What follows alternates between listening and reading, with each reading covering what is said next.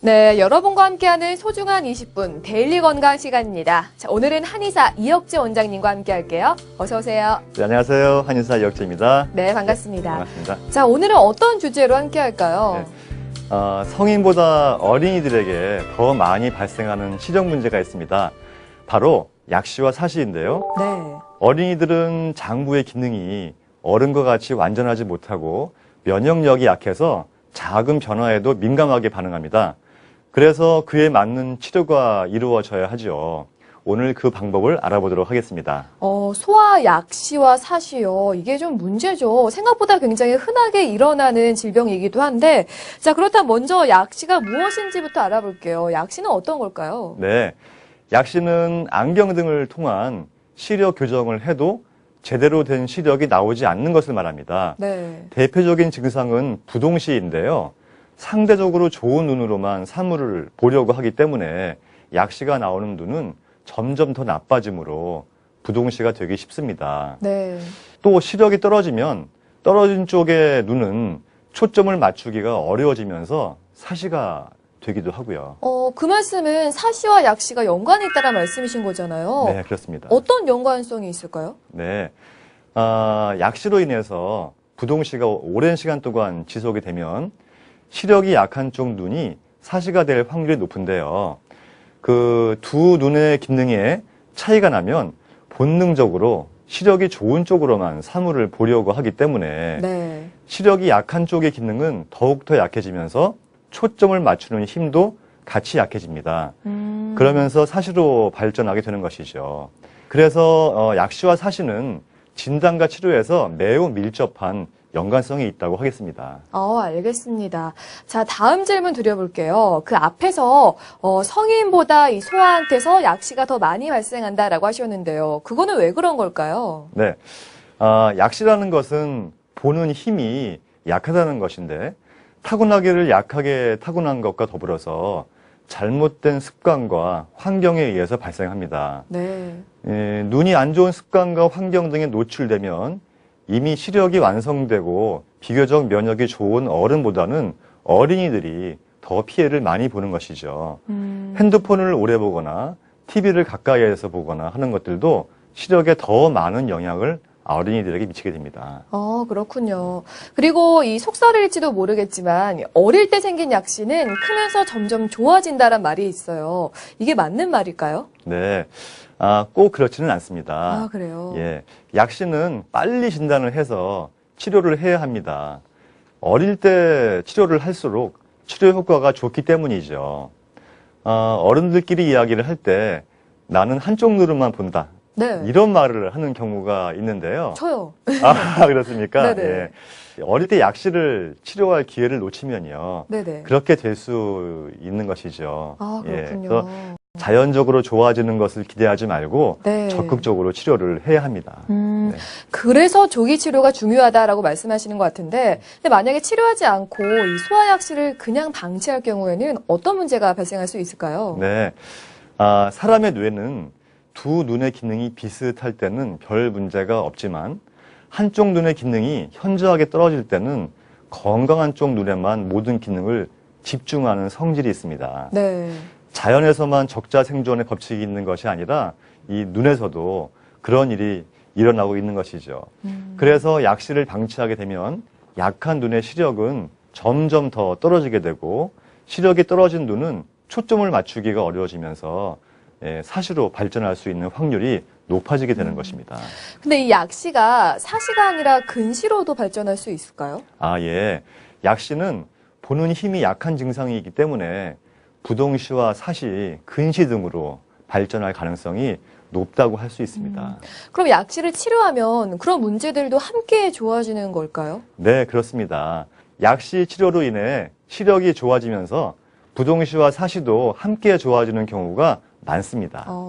그런데 이 약시 치료를 위해서 안경을 쓰는 경우가 꽤 계시던데 이 안경으로는 근본적인 문제 해결은 되지 않을 것 같아요. 어떨까요? 네, 안경을 쓰는 것도 치료 방법일 수 있겠으나 보는 힘이 약한 어린이들에게는 힘을 키워주는 치료가 더 효과적이라는 말씀을 드리는 것입니다. 네.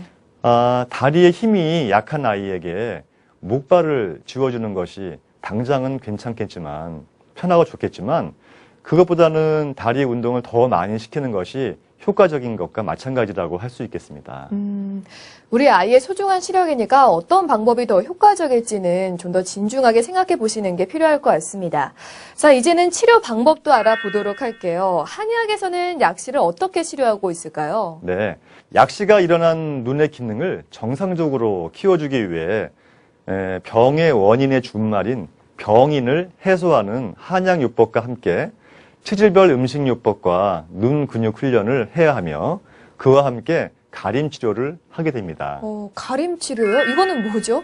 네, 저는 가림 치료를 뇌를 속이는 치료라고 설명을 하는데요. 두 눈의 시력이 차이가 있으면 뇌는 기능이 좋은 쪽으로만 힘을 실어줍니다. 그리고 그렇게 되면 안 좋은 쪽 눈의 기능은 점점 더 약해지면서 증상이 더욱 악화됩니다.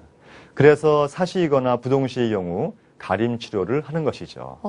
그러니까 좀 정리를 해보자면 이 기능이 상대적으로 좋은 쪽의 눈을 가리게 되면 기능이 안 좋은 쪽의 눈으로 봐야 하기 때문에 뇌 역시 그쪽의 기능을 살리기 위해서 노력을 하게 된다라는 말씀이신 거죠? 예, 그렇습니다. 네. 그렇게 하면서 점차적으로 시력을 회복하게 되는 것이죠. 네, 잘 알겠습니다. 자, 이번에는 또 다른 주제인 사시에 대해서 알아볼게요. 정확히 사시는 어떤 건지부터 말씀해 주세요. 네, 사시는 한쪽 눈의 시선이 다른 곳을 바라보고 있는 것을 말합니다.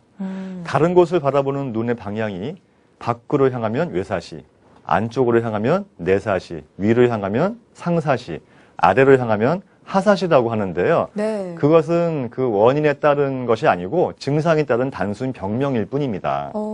증상에 따라 병명이 달라지네요. 그럼 이 사시를 자가 진단할 수 있는 방법도 있을까요? 네, 어린이들은 스스로 진단하기가 어렵기 때문에 부모님들이 자세히 관찰을 해주시면 알 수가 있습니다. 제가 몇 가지 자가진단 포인트를 알려드리겠습니다. 네. 눈을 좌우 상하로 굴릴 때 함께 한 방향으로 움직이지 않는 경우, 그리고 눈이 시리다거나 피곤하다거나라는 말을 자주 하는 경우요. 네. 그리고 눈을 자주 깜빡이는 경우요. 그리고 이제 햇볕과 같은 밝은 곳을 가면 한쪽 눈을 감는다거나 또는 책을 보거나 TV를 볼 때 머리를 이렇게 기울인다거나 네. 그리고 3D 안경을 쓰고 영화를 보면 입체감을 느끼지 못한다거나 머리가 아프다고 이야기한다거나 하는 증상 중에서 이 두세 가지 정도가 있다면 사실을 의심할 수가 있습니다. 네, 우리 부모님들께서 아이들의 눈과 관련된 행동 패턴을 조금 더 유의 깊게 지켜보셔야겠습니다. 자, 그리고 앞서서도 얘기했지만 이 사시 역시 어릴 때 갖고 있어도 크면서 자연스럽게 좋아지는 경우가 있다라는 이야기가 있어요. 이건 역시 맞는 말일까요? 네, 그 1살에서 3살 정도 되는 어린아이들의 눈이 안쪽으로 몰리는 것은 시력이 완전히 만들어지기 이전이므로 성장을 함에 따라서 자연히 좋아지는 경우가 많습니다. 네. 하지만 시력이 거의 갖추어지는 만 4세가 지나도 사시 증상이 있다면 당연히 치료를 해주어야 합니다. 만 4세를 기준으로 해서 치료 유무를 좀 생각해 보시는 게 좋겠네요. 자, 근데 이 사시는 당연히 선천적인 원인으로 생긴다라고 알고 계시는데 진짜 사시가 생기는 원인은 뭘까요? 네, 진짜 사시가 되는 이유는요. 네. 눈 근육이 제대로 작동을 하지 않아서 생기는 것입니다. 눈 근육의 움직임을 담당하는 신경이 마비가 되거나 네. 또는 눈 근육 자체가 약하거나 하는 등의 이유로 증상이 생기죠. 이렇게 신경이나 근육에 문제가 생기는 거는 대체 왜 그런 거죠? 네, 그건 선천적인 원인보다는 스트레스를 많이 받아서 감정이 격해지거나 네. 체력이 유난히 약해서 면역력이 떨어지거나 넘어지거나 다쳐서 눈 주위에 손상을 입는 등으로 해서 발생하는 후천적인 요인이 더 많다고 볼 수 있습니다.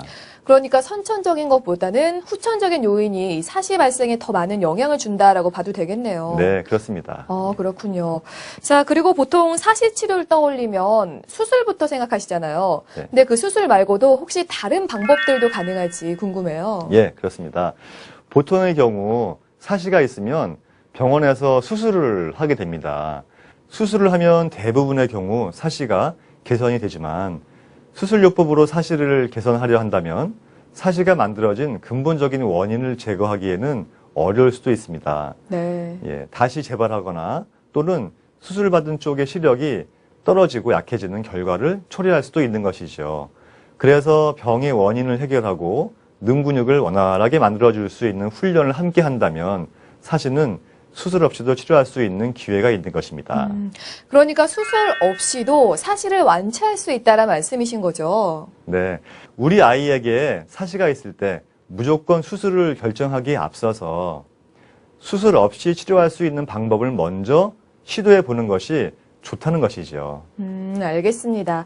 자, 그럼 원장님, 이 소화시력 이상에 있어서 한의학적인 치료가 갖는 장점은 뭘까요? 네, 우리 아이들의 시력이 나빠지는 이유가 뭘까요? 가장 큰 이유는 눈이 나빠질 수밖에 없는 환경과 습관입니다.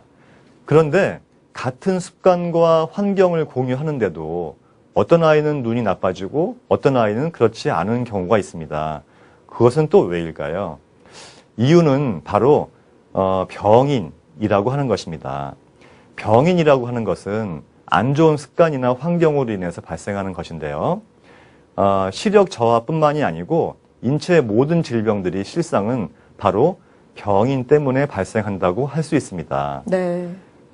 병인이 발생하면 면역 기능이 떨어지고 면역이 떨어지면 인체에서 가장 약한 곳부터 문제가 발생합니다. 병인은 음식을 급하게 많이 먹어서 발생하는 식적, 기운이 없어서 발생하는 노곤, 스트레스를 너무 많이 받아서 발생하는 칠정, 몸에 진액이 부족해서 발생하는 음허 등이 있는데요. 저희가 소화시력을 치료하는데 한의학이 갖는 장점이 바로 병인을 해소함으로써 면역 기능을 올려주고 스스로 볼 수 있는 능력을 키워주는 것에 있다고 할 수 있습니다. 알겠습니다. 자, 그럼 마지막으로 시력에 좋은 음식이 있고 좋지 않은 음식들이 있잖아요. 네. 저는 이게 잘못된 정보일지 모르겠지만 당근이 좋다고 해서 꽤 억지로 먹었던 기억이 나는데 어떤 것들이 좋은지 그리고 어떤 것들이 안 좋은지 소개해 주시죠. 예, 맞습니다. 네. 첫 번째 제가 추천을 해드리고 싶은 음식이 방금 말씀하신 당근입니다. 제가 잘 먹었네요. 네, 맞습니다. 예. 그 당근 속에는 비타민 A와 카로틴 등이 함유되어 있어서 시력 개선에 도움을 주는 좋은 식품이고요. 네. 피를 맑게 해주는 청혈, 혈액순환을 촉진시켜주는 행혈, 피를 만들어주는 조혈 기능이 있습니다. 네. 두 번째는 오미자인데요. 감기가 잘 걸리는 어린이나 기관지가 약한 어린이들에게 좋으며 오미자는 뇌 혈류순환을 도와주기 때문에 신경이 예민한 아이들에게도 효과가 좋습니다. 네. 또 눈을 밝게 해주며 기운을 도와주어서 오래 뛰어놀아도 쉽게 지치지 않게 해줍니다. 다만 오미자는 맛이 좀 시고요. 네. 그 수렴 작용이 있기 때문에 살이 찌고 좀 비만한 어린이인 경우에는 너무 많이 먹여서는 안 될 것 같습니다. 그렇군요. 네. 그리고 반대로 시력에 안 좋은 음식을 설명드리자면 네. 가장 첫 번째는 설탕입니다. 설탕이요? 네. 오. 설탕을 너무 과하게 섭취하게 되면 몸 안에 칼슘이 파괴가 되고요. 네. 성장기 어린이들이 설탕을 많이 먹게 되면 뼈 성장에 문제가 오고 시력에도 나쁜 영향을 미칩니다. 그리고 두 번째는 인스턴트 음식입니다. 네. 인스턴트 음식은 인체 균형을 깨지게 하면서 성장에 방해를 주거나 시력 저하를 빨리 올 수 있게 그렇게 해주는 음식이 되겠습니다. 세 번째는 찬 음식입니다. 차가운 음료를 마시면 위장이 냉각되어서 위장 경락을 타고 그 영향이 눈으로까지 미치게 되니까 냉수를 피하고 정수나 미지근한 온도로 마시는 것이 좋습니다. 네, 잘 알겠습니다. 자, 우리 아이들의 눈 건강을 위해서 찬 음료와 인스턴트 음식 그리고 설탕은 피하시고요. 당근과 오미자는 꾸준히 먹이시는 게 좋을 것 같습니다. 자, 오늘은 여기까지입니다. 원장님 고맙습니다. 네, 감사합니다.